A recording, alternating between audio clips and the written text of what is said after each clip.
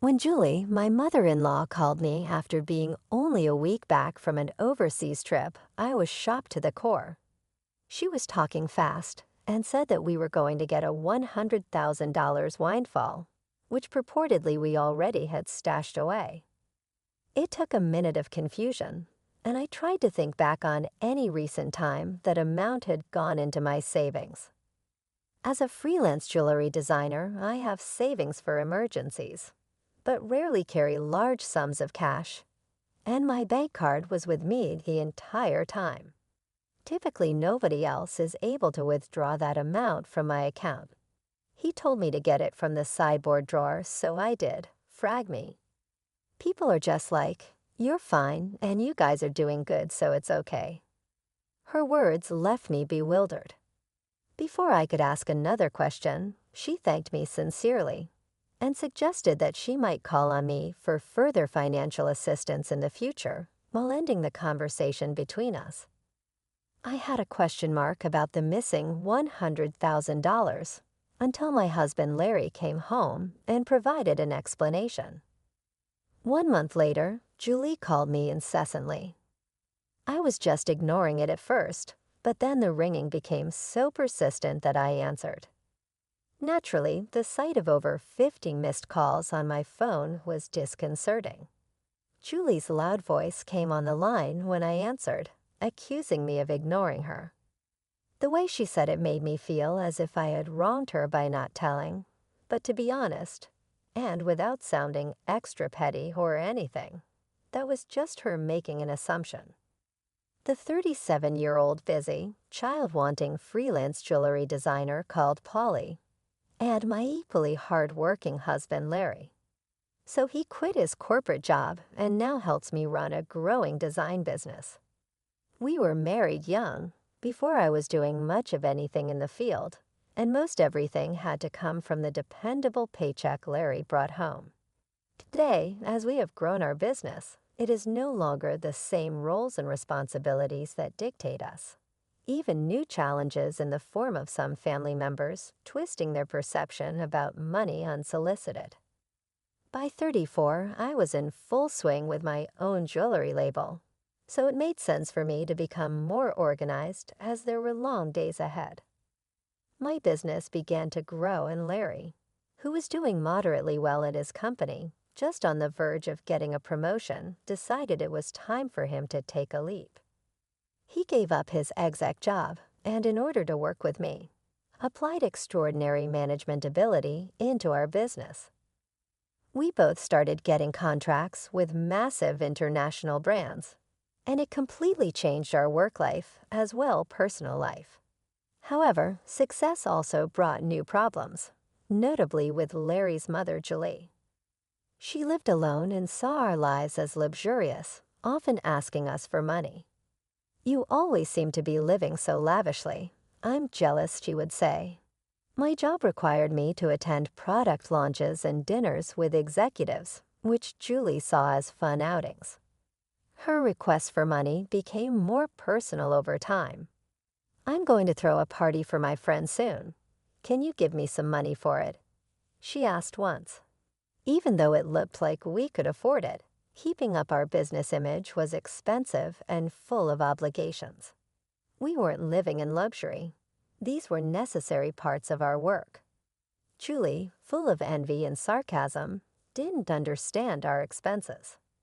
Dressed up beautifully and eating at expensive places, she would say, "I envy you," despite my repeated refusals. Larry, being her son, would sometimes give in to her demands. If giving her a little money keeps her quiet, then it's worth it, he'd argue, finding it easier to appease her than have our work disrupted. But Julie's demands only grew. Recently, she wanted a new dress for an upcoming gathering. Just the other day, Julie came over and pestered Larry. "Wouldn't a 3-piece suit work? We've been asked to buy clothes before," she said. There might be cheaper options, but what Julie wants is certainly not cheap. I explained to Julie that it was a fancy party, and she couldn't be the only one in old clothes. She also insisted on a matching bag, which left us frustrated. To handle her frequent requests, Larry had set up a credit card in Julie's name for her expenses. At first, she overspent a lot, and Larry had to warn her. Even though he asked her to tell us before making big purchases, she kept spending too much. This constant demand for money left both Larry and me exhausted, trying to support family while keeping our business stable. I found an exquisite ring and couldn't resist buying it, though I regret not telling you first. Unfortunately, the bill was huge, Julie said. If spending is going to be this uncontrolled, maybe it's best to take back the card. We just can't cover these costs, Larry said. The credit card was in Julie's name, but Larry was the one managing and paying the bills. Julie treated the card as if it had no limit, not realizing every purchase had to be paid for since the money wasn't coming directly from her. She kept using it freely. To control her spending, Larry set a limit on her card. Julie stormed into our home one day, frustrated. What the heck? I couldn't pay for my shopping the other day. Why? She complained. Larry explained that her excessive spending was straining our finances, so we had to lower her limit. It's still enough, right? Larry asked, trying to keep the peace. But Julie protested. You two are still dressing up and going to fancy places. How's what I'm doing any different? Julie thought our activities were just for fun. It's part of our job, Julie, I explained. If that's a job, then what I'm doing isn't any different. It's unfair that only you two get to have all the fun, she argued. While it's true that our work involves attending events in luxurious venues, these are professional obligations, not leisure activities.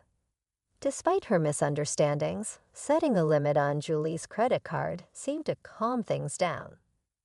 Occasionally, Julie would visit and complain to Larry, but overall, life continued without major disruptions.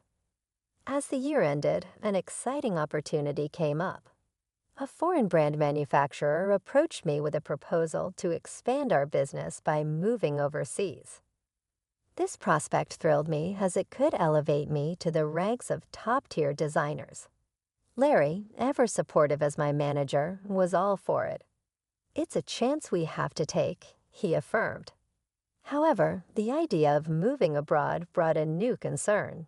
Julie. Given her past behavior, it was a real worry that she might insist on joining us overseas. The thought of living internationally was exciting, but dealing with Julie's demands in a new country was daunting. When we told Julie about our plans to move overseas for work that weekend, she reacted as we expected. I want to come too, she declared, assuming our move would be a long vacation. Larry tried to explain, we're going there for work. It won't be as leisurely as you think. But Julie was skeptical. You're trying to trick me. You're planning to live even more lavishly there without me watching, she accused. We're not moving there permanently. We'll come back after our work is done, I explained, trying to calm her concerns. Yet she retorted, you're saying that, but you're planning to leave me behind, aren't you? Larry and I were both exhausted by this repetitive argument. In an attempt to compromise, Larry suggested, okay, we can take you with us, but how about we pay for a week-long trip for you instead? Julie perked up at this. Really? Are you sure? She asked. We'll cover your flight and hotel, but you'll need to manage the rest, Larry affirmed. Pleased for the moment, however, the peace was short-lived. A few days later, while Larry was busy with the move arrangements, Julie dropped by unexpectedly. Hey, Polly, Larry said I want to shop over there too. Can you give me some money? She asked. What about the card that Larry gave you? I inquired, knowing she had a designated credit card for such expenses. Julie's face fell. That's the thing. Larry finally took it away from me the other day, she admitted. It seemed she had been reprimanded for overspending and anticipating the challenges of managing finances with different currency rates overseas. Larry had confiscated the card. I don't have that kind of money at hand either. I can't give you money without Larry's approval, I said. Can you ask him? I suggested, knowing full well Larry's stance. It's no use asking him. That's why I'm asking you, she pressed, raising her voice in frustration. Julie did end up going on a 15-day trip abroad, which I assumed Larry managed to fund somehow. Upon her return, she called me brimming with excitement. I'm back, and it was so fun. She shared, recounting tales of her sightseeing and dining adventures. Though I hadn't asked and I overbought souvenirs and couldn't fit them in my suitcase, so I had them shipped here. Can't wait for them to arrive, she exclaimed. That's nice, I replied, trying to keep my tone neutral despite feeling a bit overwhelmed. Thanks to the money you saved up, I had a blast, she exclaimed. Saved up money?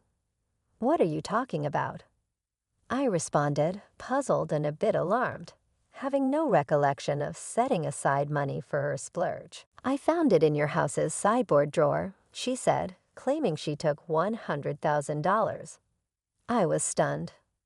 Why would such a large amount of cash be stashed away at home, especially not in a drawer where anyone could find it? Confused, I confronted her. I'm not sure what money you're talking about, but taking it from our house without permission is theft, even if you're family. Do you understand that? Julie's response was unsettlingly casual. That's why I'm telling you now.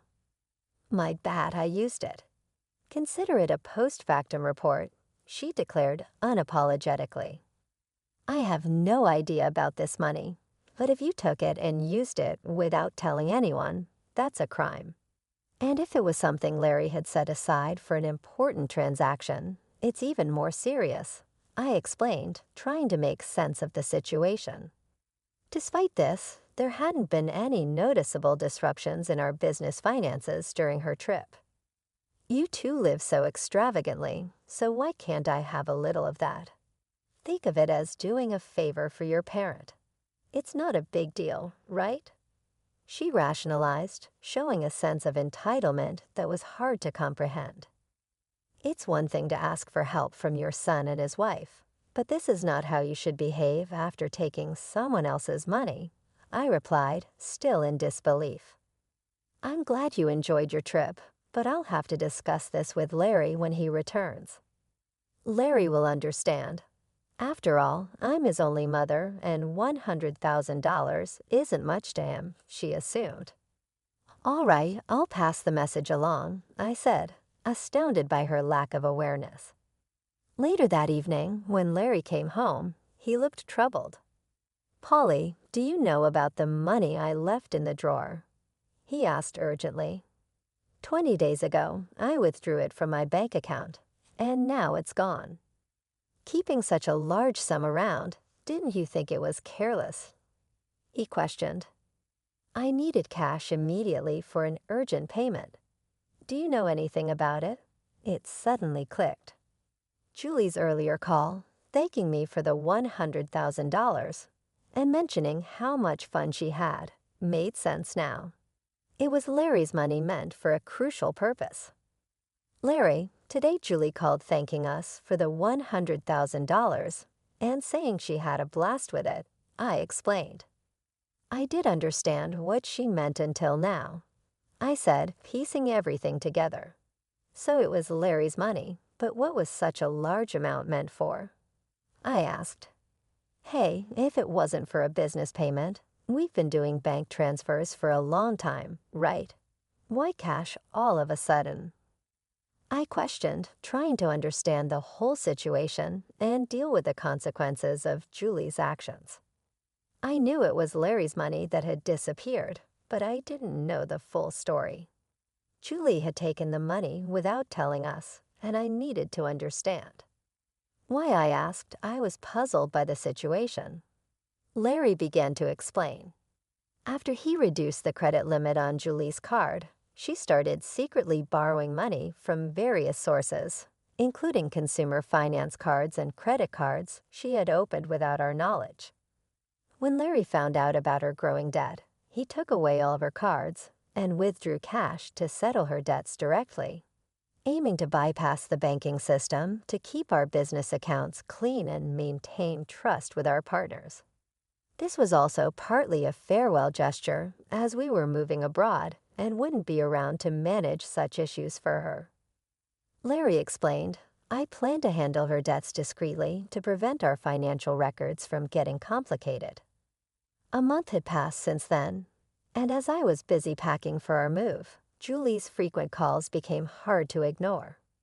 When I finally took her call, her voice was filled with desperation.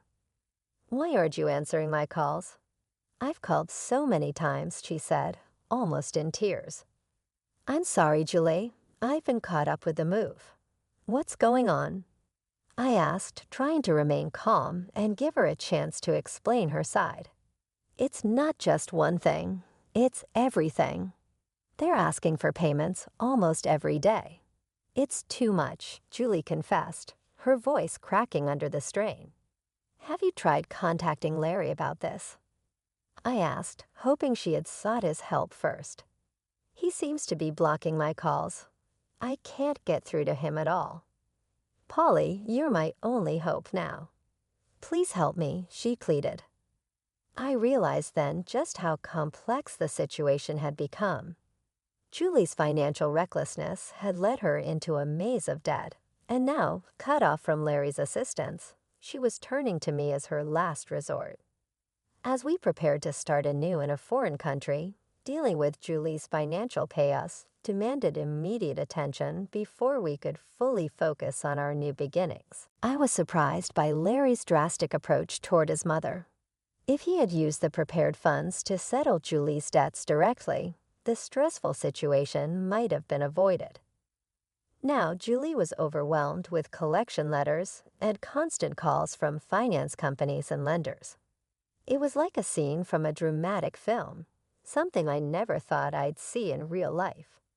I'll talk to Larry, but I can't guarantee what he'll do. A son should help his mother in trouble, right? Please ask him for me, Julie pleaded at the end of our conversation. But with our business expansion coming up, our finances were already stretched. We couldn't afford to help Julie more, especially since she misused the money meant to settle her debts.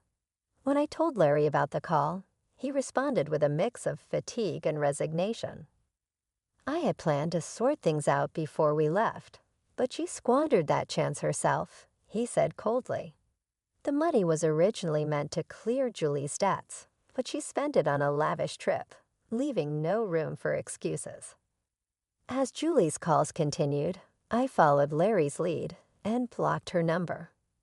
Part of me wished to help her. She was, after all, Larry's mother, but there was nothing I could do if he chose to detach from the situation.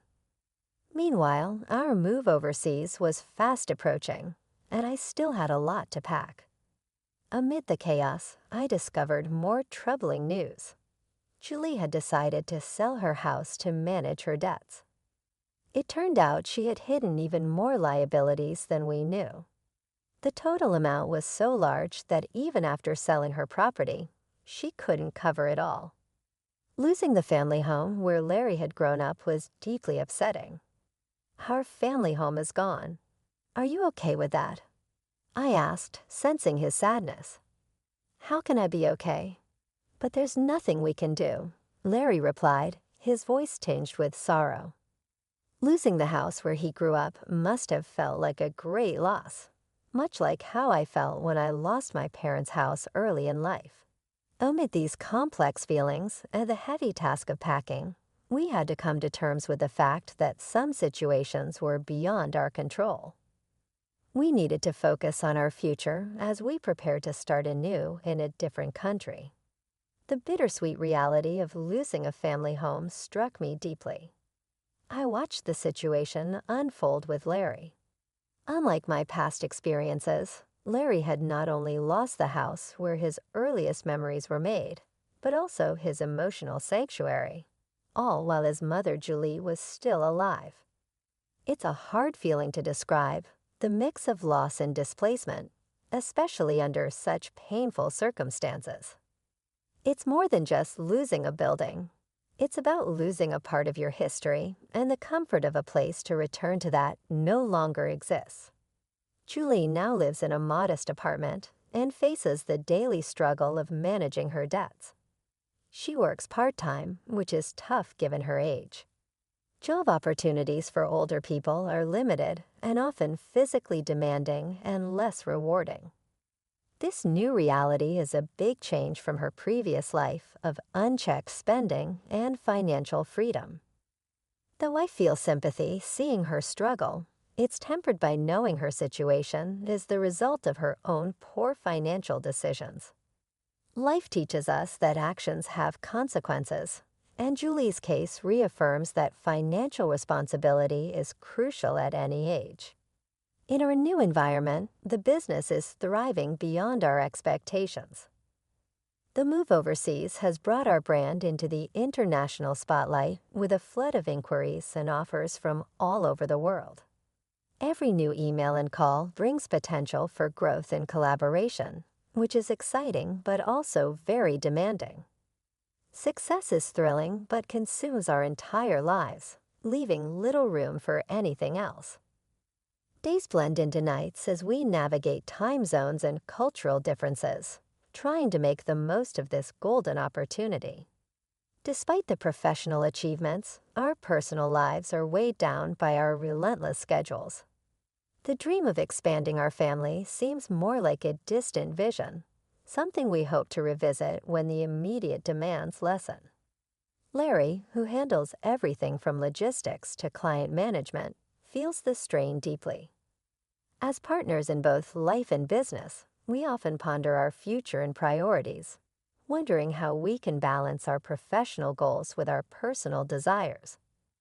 I gaze out the window of our tiny apartment into infinity. The neon lights melt into the night as do our lives. It is an optimistic, anonymous look that sharply contrasts the streets we used to know. This city, lively and remorseless, is now our paradise. It was a world away from the silent, simple life we had left. This is an exciting new life, but also a scary one. It is full of countless to-dos and questions that test us at every corner.